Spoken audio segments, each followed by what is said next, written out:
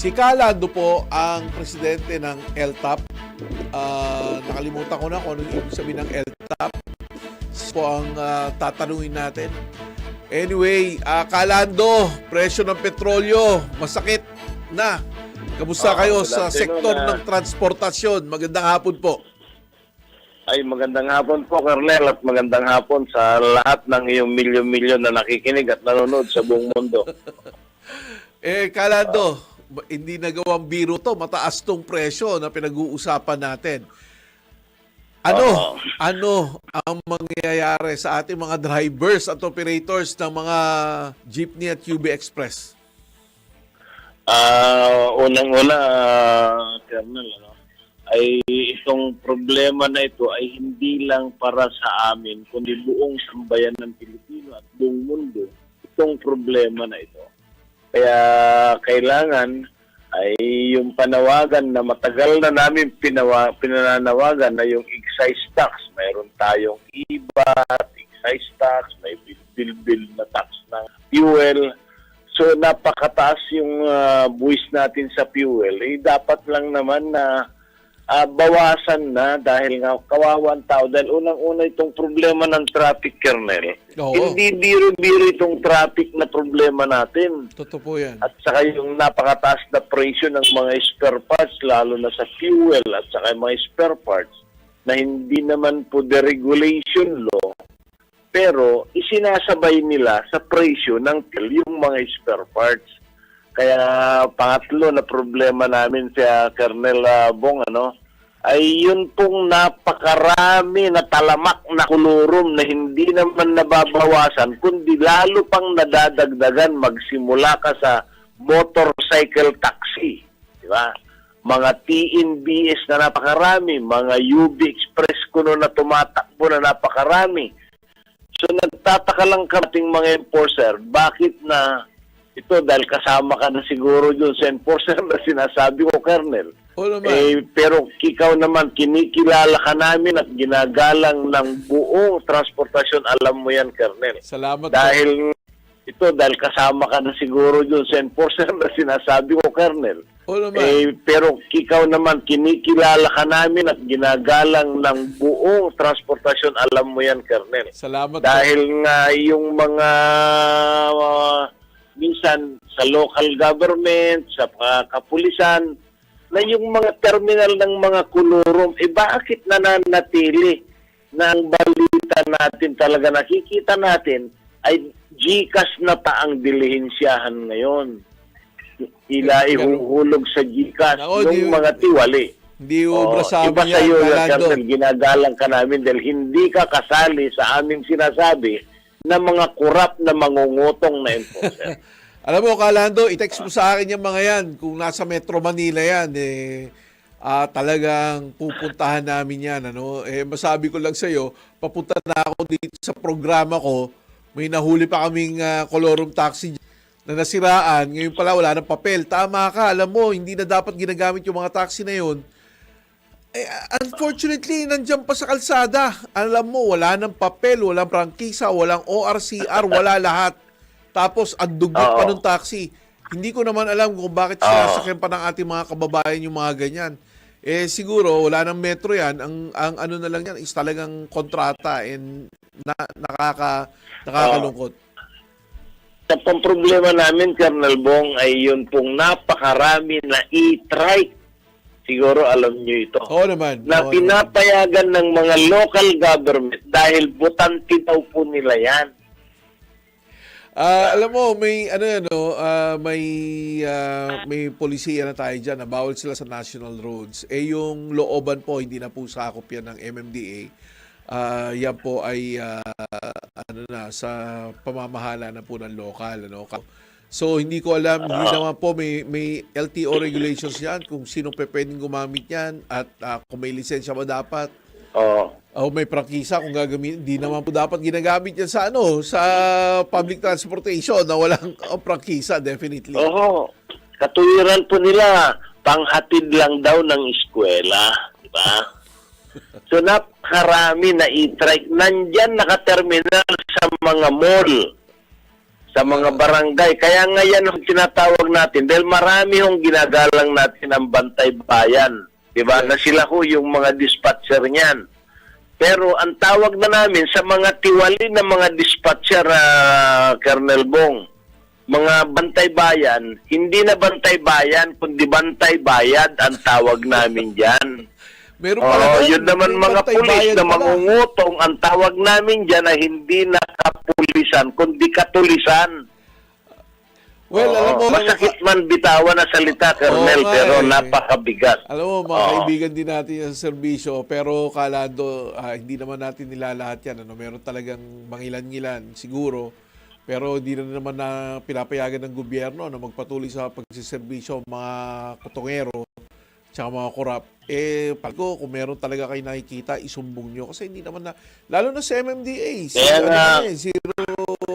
ano kami dyan, at tolerance kami sa mga bagan. Kaya pagtulungan natin, Kalando, na ayusin yung mga yan. Kasi naniniwala kami, lalo na ang aming chairman at ang GM, isama muna lahat ng mga opisyalis ng MMDA na talaga naman na ang kolorum nakakabigat sa mga legal na operator. Kumbaga sa laan, nakakalalaki na sila di ba? Hindi naman tayo papayag yan, Kalando. Alam mo, makakaas tayo na lalong-lalo na yung STAG, yung Swift Traffic Action Group, na atasan na mag-conduct ng anti-colorum operations. Patuloy At saka isa pa, Colonel, yung problema namin, Colonel, alam mo na ito, yung pong superseding of the law is illegal, di ba? Yung pong Republic Act 41 na batas ng traffic regulation ng buong Pilipinas, sinupersede ng JAW yung 300 na penalty, ginawang 5,000. So yan yung ini-implement ng IAC at saka mga LTO na enforcer. Pakaliwanag na ang batas ay linuloko nilang taong bayan, ginagawa nilang arigluan sa kalsada. Ang nag-i-implement nito na marami ay IAC, LTO, ang tawag namin dyan sa kanila, maraming matitino na flying squad. Pero yung mga nangungutong, ang tawag namin, paying squad. Ayan na, alam mo, Kalando, the only way to solve those problems is isumbong natin, ipaalam natin sa gobyerno, yung mga tao na yan. Kasi, alam mo, Kalando, sa totoo lang, yung nababalsagan sila, na tulisan, na kutongero, na payola, kami rin na nasa kalsada, kami rin naapektuhan kasi parang nalalahat kami. Mas maganda siguro yung... Alam namin, Sir Bong, na ang ginagamit ng MMDA, yung Republic Act 4136 na fines and penalties. Tama po. Pero diyan sa LTO, doon sa batas na ito na tinawag ko, sinasabi namin na talagang superseding of the law is illegal. Inireklamo na namin yan sa DOJ, kaya lang inispoiled naman ng Supreme Court. Kaya nga ang tawag namin po, ipagpaumanhin, kung makulong ako. Ang tawag namin yan, dahil sinertified kasi ng Supreme Court na tama daw yung JAW. Okay. Saan mo makikita na tama yung implementasyon ng JAW na sinertified daw ng Supreme Court? Sana naman po ang ating Korte Suprema nakataas-taasan na hukuman. Huwag naman sanang ganito na gawin milking cow ang batas.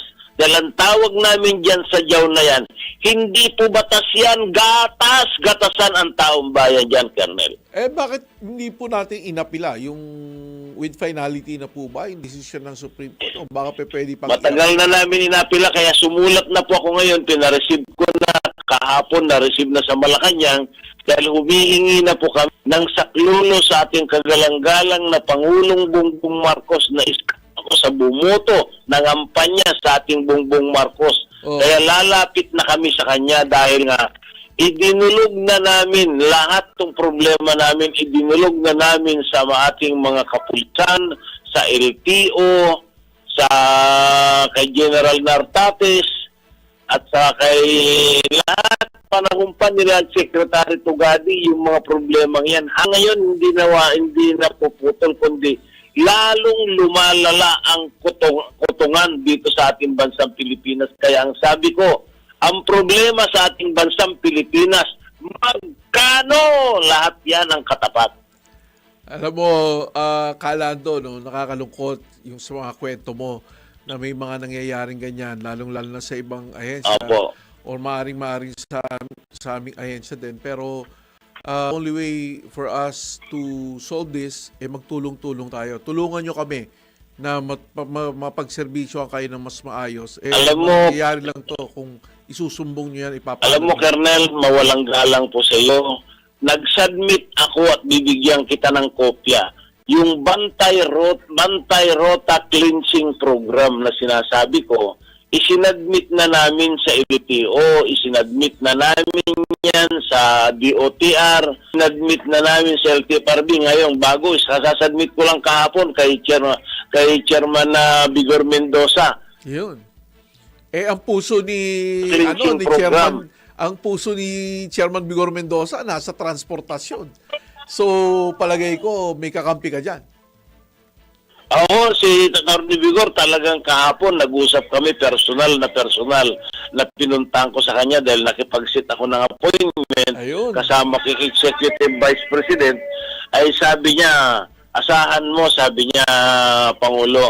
At tutulong ako dito, sabi niya, talagang ito ay hindi ko tatantanan ito, sabi niya, dahil grabe na talaga dahil nga unang-una ho, ang pamilya naman ng ating kaibigan ay unang nagaling din sa mga transportasyon ang pamilya ni Atty. Vigor sa transportasyon. Kaya nga, alam ni Atty. Vigor. Tama, ang puso niya talaga nasa transportasyon. Ang Pangulo rin natin. Abugamin niya na, Colonel, ng napakatagal na panahon si Atty. Vigor. At saka ang Pangulo naman natin, ramdam niya ang pulso ng ang epekto na itong pagtaas ng fuel prices sa ating public transportation. So makakaasa kayo. Anyway, Calando, pasensya na, kulang kami sa oras. Sa susunod na, sa uulitin, ibabalik ka namin dito para mapag-usapan pa natin yung mga hinaing mo about sa koto.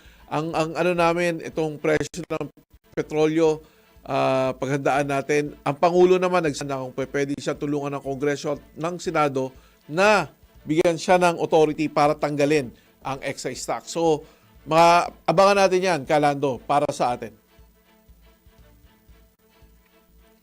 So, yan po si Calando Marquez, ang presidente ng LTAP. Mabuhay ka, Calando. Maraming salamat sa pagtanggap ng aming tawag.